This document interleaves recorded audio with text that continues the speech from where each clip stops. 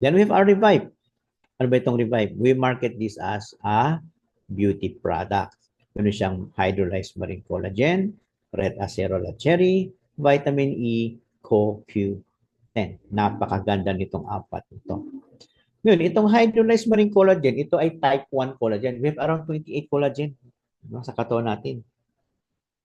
Pero sa skin, type 1. Same siya ng collagen na galing sa isda, sa balat ng isda. Marine collagen, type 1. Skin collagen natin, type 1. Kaya ito ang unang-una mong papansin pag nag-check ka ng rare. Gaganda ang kutis, mabawasan ng wrinkles, mabawasan yung saging skin. Di ba? Pag nagkakaedad, yung pisngi natin nagsasag.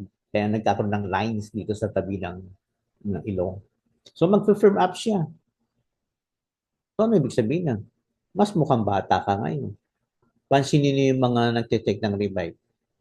Mas bata, ibang aura nila compare sa hindi pa sila nagtitake.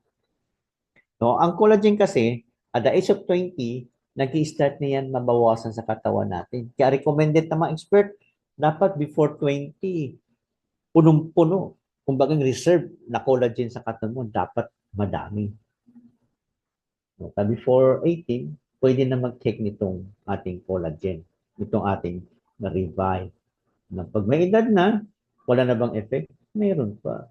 Yung nga nabanggit natin, makita nyo agad, nabawasan ang wrinkles, nag-firm up skin, anti-aging, mas bata kang tignan ngayon.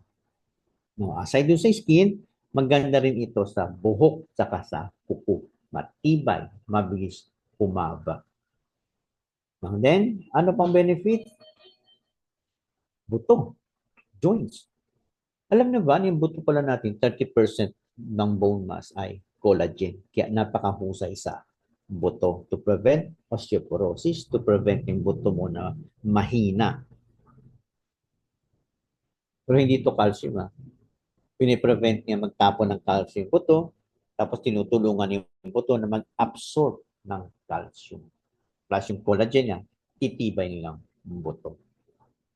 So may effect siya sa metabolism tsaka sa glucose. Alam natin yung metabolism tsaka glucose, related yan sa health ng atay.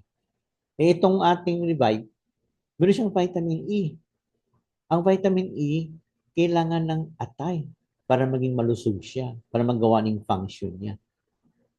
No? So, meron siyang ibang benefits din tulad sa wound healing, reduces scar, sa brain health natin, saka dun sa large intestine natin. Sabi dun, antibacterial.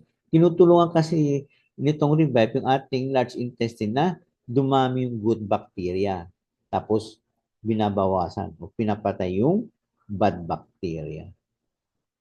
So, yung brain, saka yung gut, connected yan. Ha?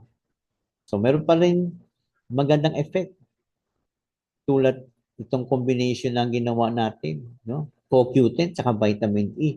Nagkakaroon ng reaction sa loob ng selula, yung sa mitochondria. Nagkakaroon ng ATP cycle production. Ano ibig sabihin yan? Simple lang. Energy. Pag nag-take tayo ng Revive, magkakaroon tayo ng energy 100% na full charge battery tayo the whole day.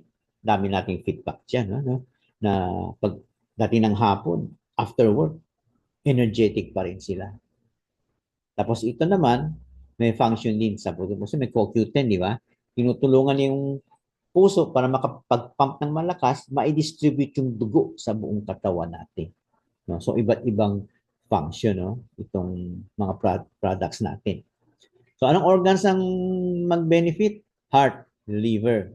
Kasama dyan yung skin, yung bones, yung brain, saka yung ating large intestine.